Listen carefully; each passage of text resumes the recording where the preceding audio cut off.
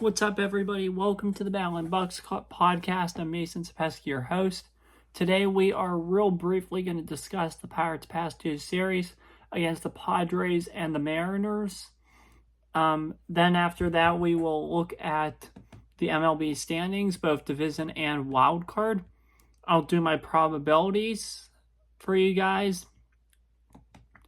And then we will we'll preview a series against the Texas Rangers and the Cincinnati Reds. And then that'll be a show. I'm really going to try hard to get through this one quickly today. So without further ado, here we go. We're going to start off on Monday the 12th. Pirates lost to the Padres 2-1. Not a bad performance considering this is about how we played last week at home against San Diego. So definitely not a bad performance for sure. Just need to find a way to get runs and win games. But it was disappointing that we couldn't score a lot. But the pitching was fine. Woodford looked fine, unlike today or yesterday. So that was definitely a disappointment. That's for sure, that game, because that's another one we easily could have won. That extended our losing streak to 8 games, unfortunately. Tuesday night was more of the same old.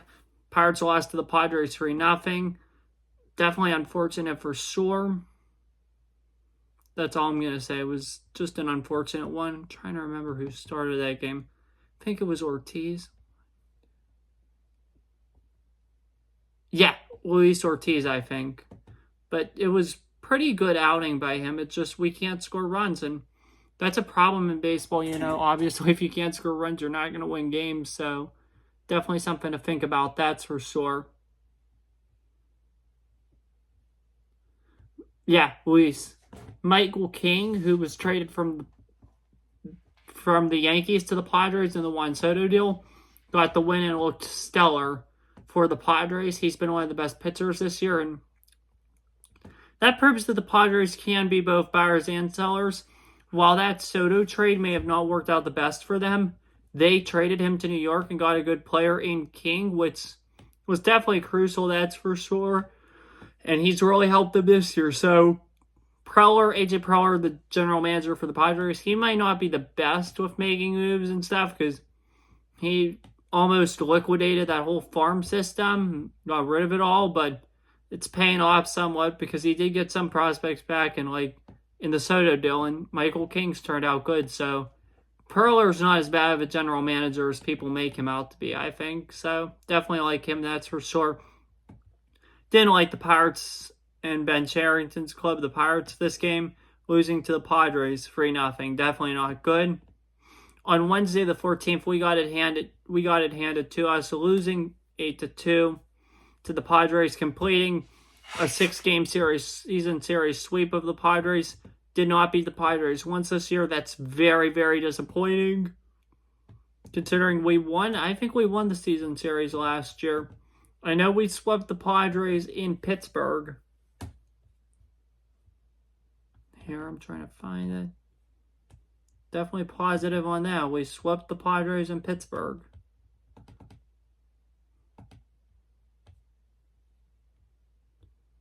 Yeah, we won the series out in San Diego last year, too. We only let the Padres beat us once, so we actually played pretty well against them. But this series was awful, and the Padres they demolished us. There's no ifs, ands, or buts. The Padres just destroyed us this year. They took all 6 games.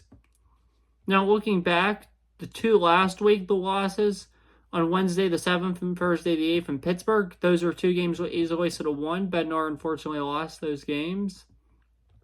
Should have won those games. The only one we could have won, I think, this series, the way we played, is the first one. So at best, we could have got a split, but I'll take that split any day over what we got because we're in bad shape right now, and there's a very real chance now that unfortunately they finished with a worse record than we had in 2023, which is pathetic. Pirates did get some hope back, coming home, playing and defeating the Mariners 5-3 on Friday night. Skeens pitched a gem. I think it was against George Kirby of the Mariners, but Skeens pitched good. He allowed the first 2 runs, but after that, the offense responded well for him. was tremendous for him, and Logan Gilbert, and we beat the Mariners. I mean, the Mariners were struggling coming into this. They had actually got swept by the Tigers the series prior, so definitely not good for them. They were struggling a little bit, but we got the best of Seattle tonight, breaking the losing streak and just bringing back hope to the clubhouse. Big 5-3 win. On yesterday game we were at, that we have a video for you on that will be uploaded along with this one, so tune into it if you haven't already. We went to the Steelers game as well, so tune into that for sure. We beat the Mariners 7-2. Offense and deep pitching looks great. Bailey Falter looks great. Super impressed for sure. Isaiah Kiner-Falefa as well. I mean, this team impressed me, and it showed its full potential. The full potential was on full display yesterday, winning 7-2. Definitely a feel-good win, that's for sure. So, very thrilled with this. So, good win by the Pirates for sure. And, yeah, 2 games, 2 wins. Today, though, unfortunately, we couldn't get the sweep.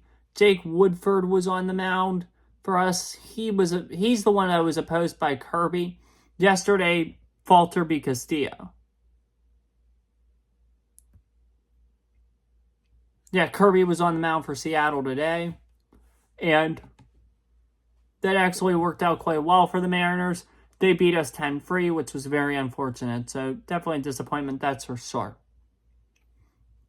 Overall, the week was 2-4, which was not what I was hoping for this week.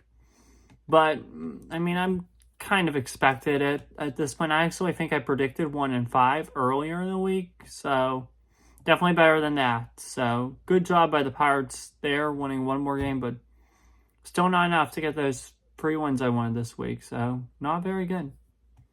All right, I'm going to stop saying the words. So, I'm going to move on to what's next. We're going to analyze the MLB standings and probabilities for the playoffs. We will then go through the I'm sorry. We're going to do the regular season standings for division.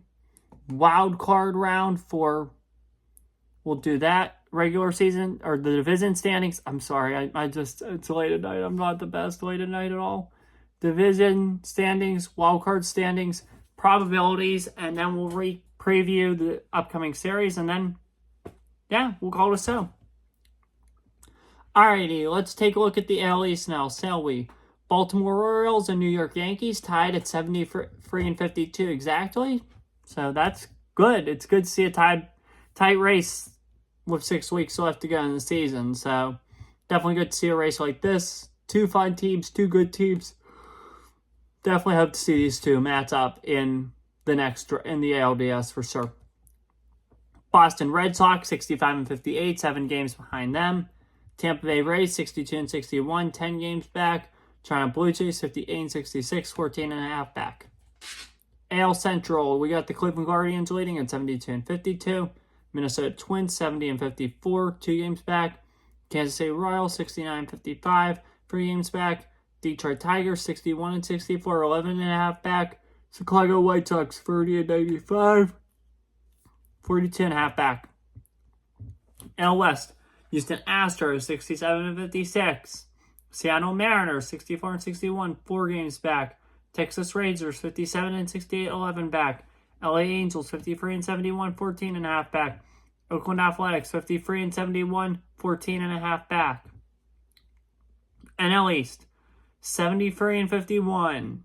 Leading that division are the Philadelphia Phillies, who are 73 and 51. As I just said, I just forgot to say the team. I'm sorry, Phillies.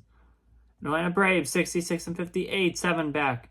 New York Mets 64 and 69 back. Nationals of Washington 56 and 69, 17 and a half back. Marlins of Miami 46 and 78, 27 back. Phillies were struggling there for a while, but they're getting their footing back, so definitely good to see. That's another team I hope makes a deep postseason run. It's definitely fun to see them in the postseason. They're a really fun team, so hopefully the Phillies do well in the postseason. NL Central, Milwaukee Brewers lead the division 72 and 52. St. Louis Cardinals, 61-63, 11 games back. Cubs, 61-64, 11.5 back. Reds, 60-64, 12 back. Pirates, unfortunately, were in last place, 58-65, 13.5 back. NL West, Dodgers lead, 73-52. Padres, second place, 70-55, 3 back. Diamondbacks, 69-56, 4 back. Giants, 63-63, 500, 10.5 back. Rockies, you're 46-79, 27 games back. Alright, let's look now at some division races here. Baltimore and New York's going to win the Central. I don't think Boston has a shot at it at this point. They had a good year, but I don't think they're going to win it. Obviously, Tampa Bay and Toronto done. Cleveland, the Twins and the Royals are putting a lot of pressure on them, so it's definitely going to be a tight race there. So I can't really say much about that division yet. I think that's too close to call. Astros have established somewhat of a lead in the AL West. However, Seattle's still lurking. That's the one opponent I think that could catch them, but that division as of now is still too close to call. NL East, Phillies have a 7-game lead on the Braves.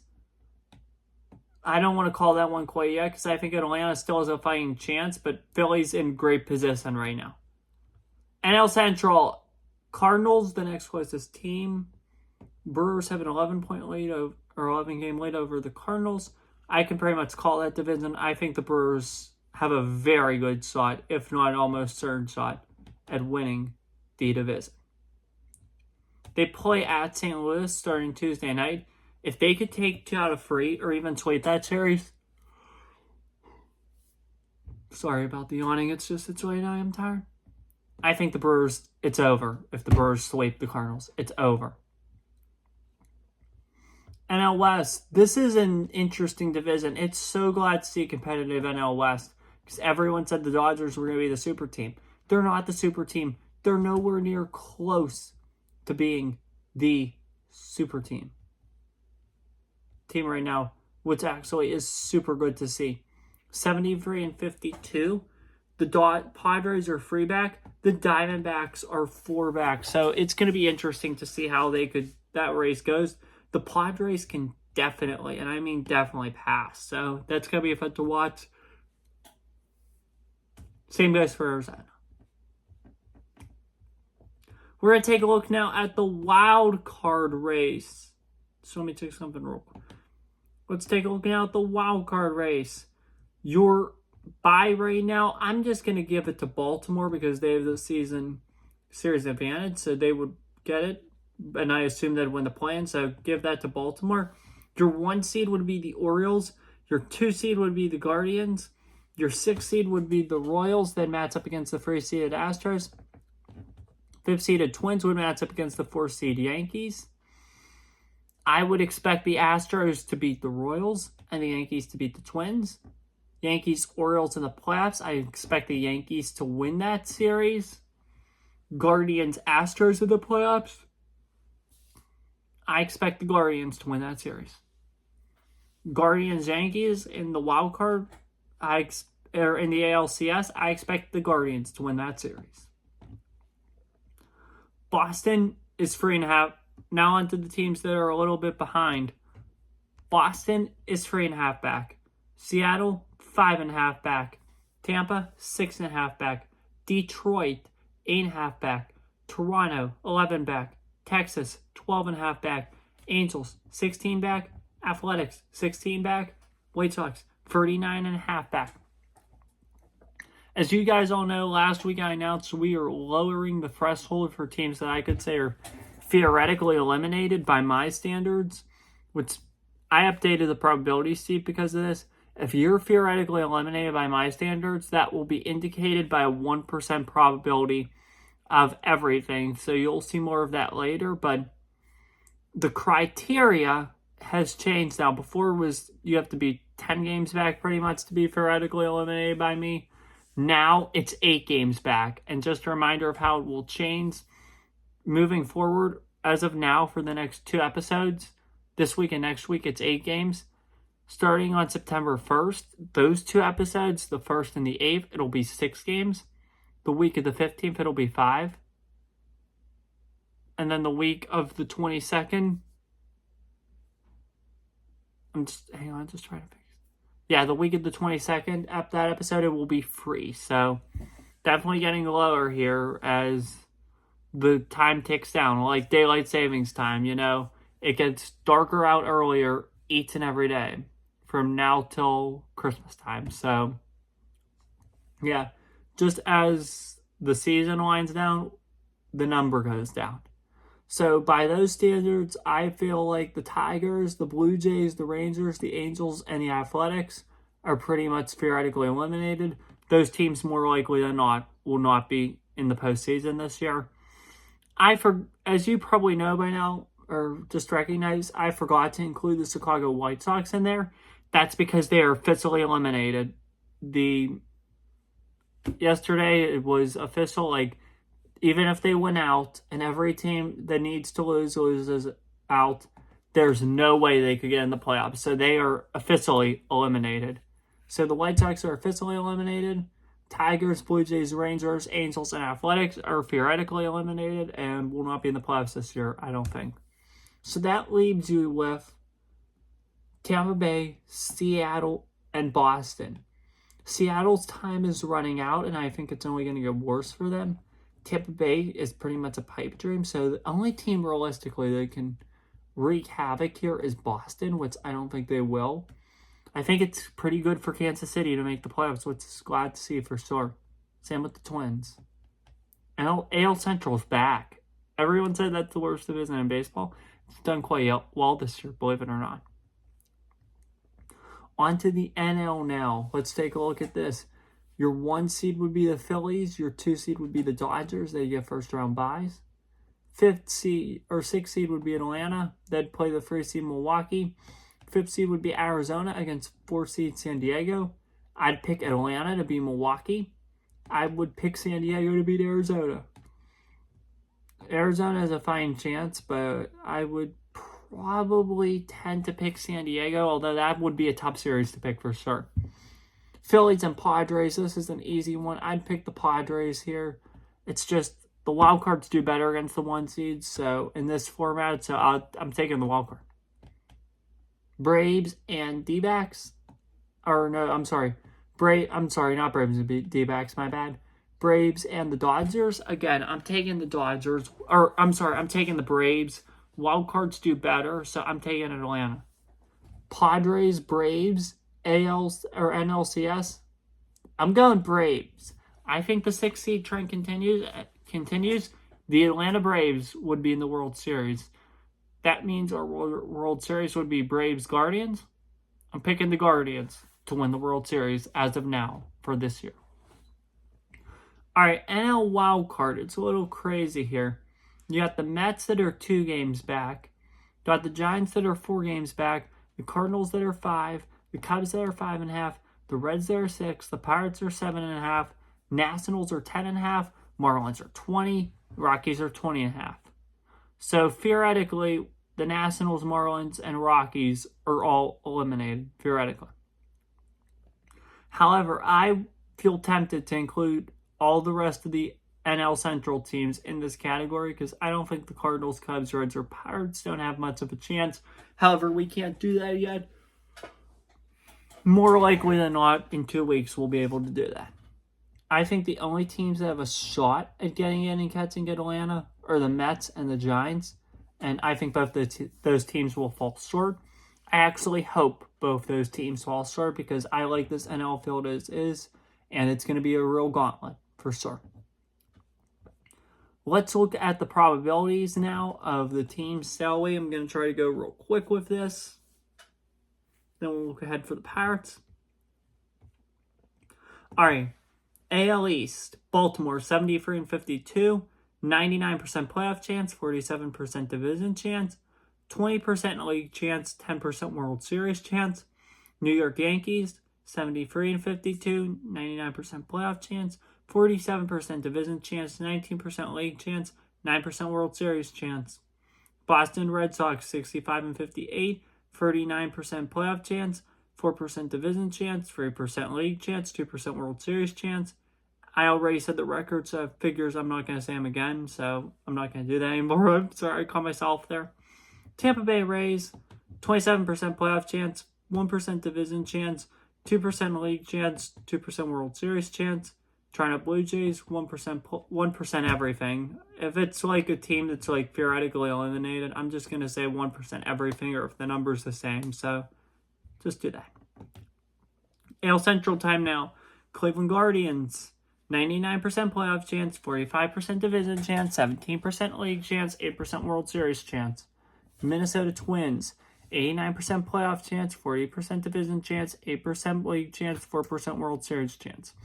By the way, this is my model, and I did this all on my own, so just want to give you a heads up. I'm not copying from ESPN or another site. This is my model, and I did it by myself. This is just me. Kansas City, 72% playoff chance, 14% division chance, 7% league chance, 3% World Series chance. Detroit, 1% everything. White Sox, eliminated, 0. AL West, Houston Astros, actually, I'm going to take that back, or I'm going to move backwards here. When a team's eliminated, I'm not even going to say 0% anymore. I'm just going to say eliminated. And then you'll know it's 0. AL West, Houston Astros, 72% playoff chance, 65% division chance, 14% league chance, 5% World Series chance. Seattle Mariners, 40% playoff chance, 32% division chance, 4% league chance, 2% World Series chance. Texas Rangers, 1% everything. Los Angeles Angels, 1% everything. Oakland Athletics, 1% everything. NL East time now. Here we go. Philadelphia Phillies, 73-51, 99% playoff chance, 76% division chance, 19% league chance, 7% World Series chance. Sorry.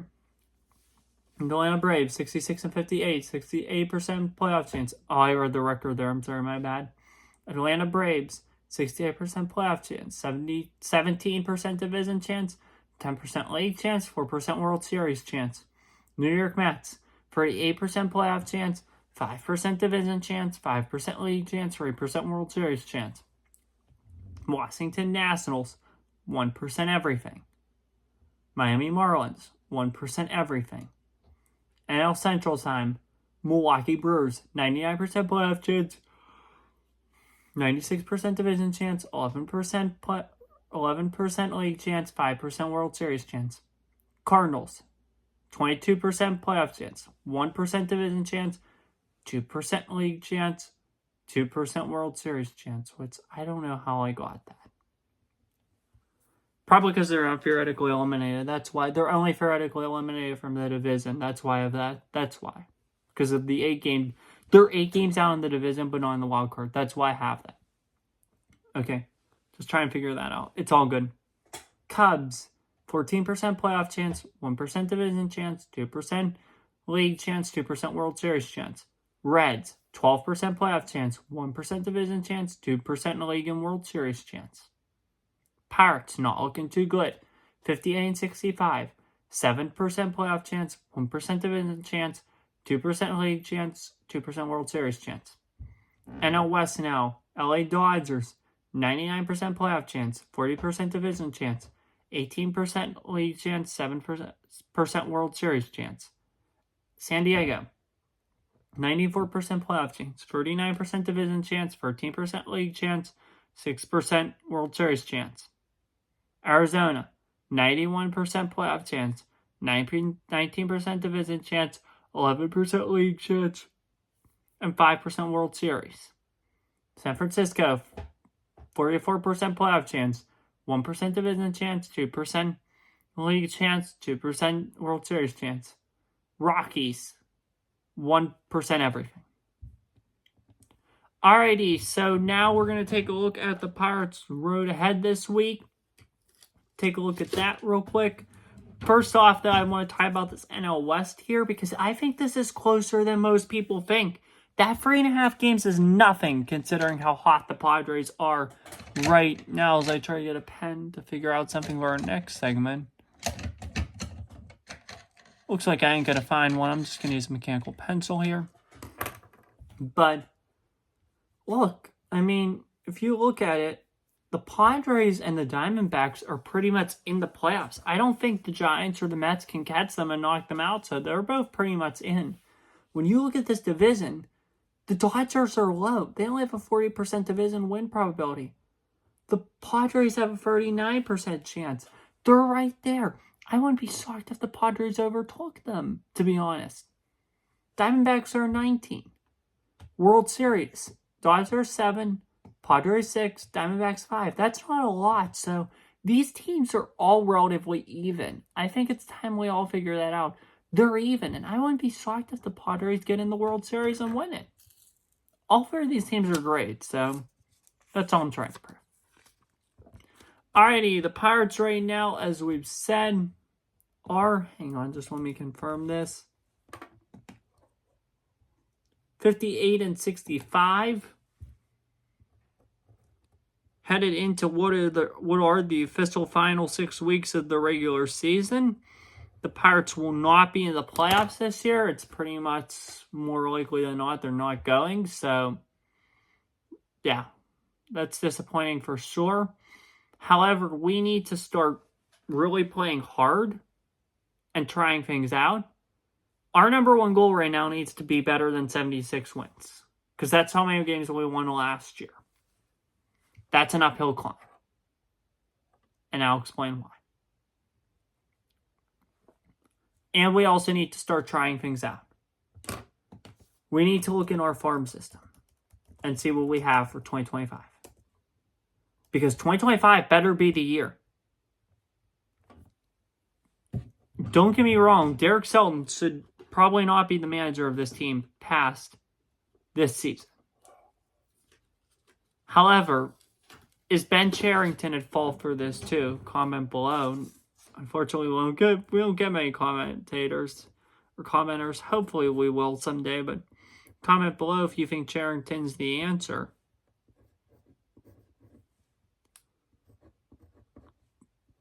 As I draw a map of the field. Here, we'll talk about 2025 some when we get the chance. We'll talk about this much more in like an off-season plan video and other stuff, but this is just like a draft for now we could do. First off, let's look ahead to the games this week. Tomorrow night, we got the Rangers at 8:05. Tuesday, we got the Rangers at 8:05. Wednesday, same thing, Rangers, but at 2:35. That's our first series, our weekday series. Then Thursday night, we come home to host the Reds at 6:40. Friday, same thing, Reds 6:40. Saturday, same thing, Reds 6:40, but it is the Hall of Fame game. And then Sundays, the Reds at 1:45 p.m. So definitely not a bad week. Both these teams are well under 500, and they're not going to the playoffs. But neither are we. So this is a good opportunity to feast on wins, that's for sure. Let me just get the starting pitchers. Luis Ortiz will be pitching for us most likely tomorrow night. The Rangers are undecided. Keller on Tuesday. Bradford on Tuesday for Texas. Cody Bradford for Texas on Tuesday. Skeens will more likely than not go Wednesday, it looks like. Skeens against Andrew Heaney on Wednesday. Thursday night, Bailey Falter will be opposed. I think looks like Nick Lodolo. How do I guess his first name? I knew it had the letter N. I just didn't know if it was Nick, but I got that. So Nick Lodolo will pitch likely Thursday night. Andrew Abbott will pitch Friday night against an undecided pitcher. More likely than not, unfortunately, Woodford. Ortiz will be opposed by an undecided pitcher for Cincinnati on Saturday. And then Sunday, we got an undecided for Cincy against Mitch Keller. Definitely interesting, that's for sure. But now let's take a look at the remaining schedule. We are 58-65 with 6 weeks left to go in the regular season. 6 weeks from tonight will be our last show, as we will be recapping a week with the Brewers and Yankees and discussing the MLB playoffs. Wow. It's crazy how fast time goes. Rangers this week, I think we win 2 games that series. I definitely think we take the series from them with the pitching matchup and all matchups. I think we take that series. This week, Thursday through Sunday against the Reds, I think we win 4 out of 4 there. That would improve our record. 5-2. That would put us at 63 and 67, which would be pretty darn good, if you ask me. Cubs, I think we take 2 out of 3. That next series, I think we take 2 out of 3 from the Cubs. That's following the Reds. This is just as of now, too. This is subject to change. Then we head to Cleveland, where I think we'll take 1 out of 3. Cubs, I think we take 1. Nationals will take 3.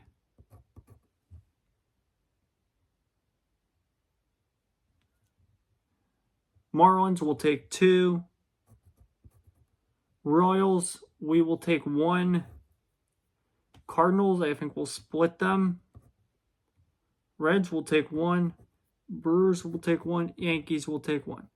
So right now, the way things are going, I have us at 78 and 84. 2 games better than last year, which is not optimistic at all. That's where I think the Pirates will finish this year, 78 and 84, which would be disappointing. Looking to the top prospects, I think you should call up and see what you got.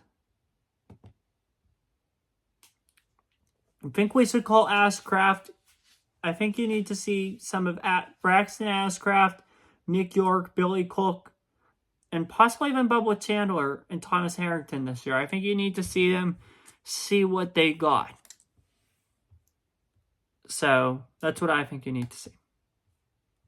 The reason I pulled this paper out, this little post-it note, is because right now we're going to detail what I think the Pirates starting lineups would look like in September and what you should try to do in September. And I'm going to give you my ideal starting lineup for the month because I think you got to see what this team has to possibly see what we could do in 2025. So here we go. And this is just my way too early first try 2025 lineup. Right now, catcher, I think you have to put Joey Bart there because of how good he's done. I think Joey Bart is definitely the 2025 catcher, and I think he needs to get reps there. First base, this obviously is not happening this year. I'd put Andy Rodriguez there next year. I think he should be trained to be the first baseman in 2025. So I think Andy at first is definitely a must. At second, Isaiah Kiner-Falefa, IKF. I definitely think he's the second baseman in 2025. Shortstop, I think there's a lot of talk about putting O'Neal Cruz in the field or in the outfield. I don't think that would be a bad idea at all.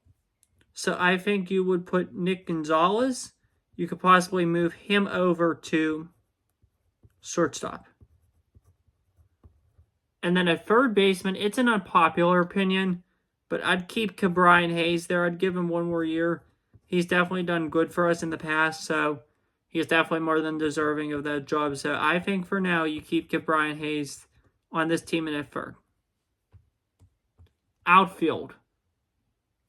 I think your outfielders next year, obviously, you want Brian Reynolds in right field.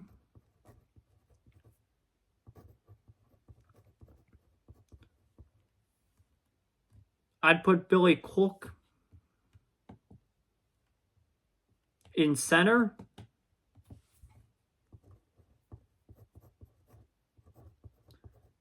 And then in left, you have O'Neal Cruz. The DH would be McCutchen.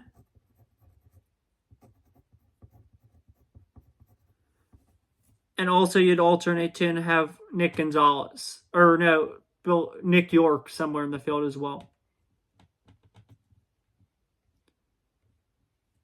Your rotation next year, I think, is pretty much set. Skeens, Jones, Keller, Falter, and Ashcraft. That's tentatively what I see. So some guys I would definitely like to see. These are the guys. So the point of this was me putting this chart together here. This whole chart is I want to just tell you some guys that I want to see more of in September and guys I want to see less of. Guys I want to see more of in September, I'll give you 5 of more and 5 of less. Braxton Ashcraft, Nick York, and Billy Cook are 3 of them. I'd also like to see a little more of Kyle Nicholas, just to confirm that he's not, or that he is a long-term option for this bullpen. So I definitely think he's someone you'd like to see more of. And I'd also like to see, this is probably, again, another unpopular opinion, but I'd like to see more of Brian Hayes. I definitely think he could be a part of the long-term plan. Just got to get his fielding and stuff right and his hitting. So I'd like to see more of him to make that decision. 5 guys I'd like to see less of. There's not a lot, actually. I'll have a hard time coming up with 5. One of those guys I'd say is Bailey Falter. Not that he's bad. He's done pretty good for us. But with Ashcraft and Chandler and Harrington coming up soon, where's Falter going to go? So I think that we've seen what we're going to see from him, and it's time to give these new guys a chance and see what you got in them. So I'd like to see less of Falter. Same with Yasmani Grandal. He's not a part of the plan next year. Don't play him much. Connor Joe. He's another one I don't think really should be back next year. So he's someone I'd like to see less of.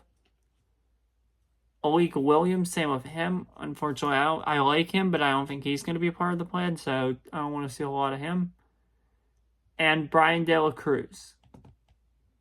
That's probably a really unpopular opinion. I don't want to see much more of Brian De La Cruz. I'm not crazy about the acquisition. He's going to be here a little while, but I don't think he's a good part of the long-term plan. So, not a big believer in him. Especially with all these other guys. You got Billy Cook. You got Nick York. I don't think he's a part of the long-term plan, De La Cruz. And I'd try to get something back for him this offseason. But yeah, that's all I'd have to say. We'll go much more into that in a future episode. We'll probably do an offseason plan after the World Series. I will more likely than not have that up the World Series, I think, ends November 2nd, I want to say. So we'll have that up November 4th, 5th, maybe. So, yeah. That'll be up sometime in the distant future, November-ish, before the offseason starts. So, that's all I have to say for that. That's all I have to say for tonight. I'm sorry this episode lasted long. In the meantime, have a good one. Take care. Stay safe. And as always, peace. See you guys for the next one next week, and hopefully I'm a little less tired doing these. God bless.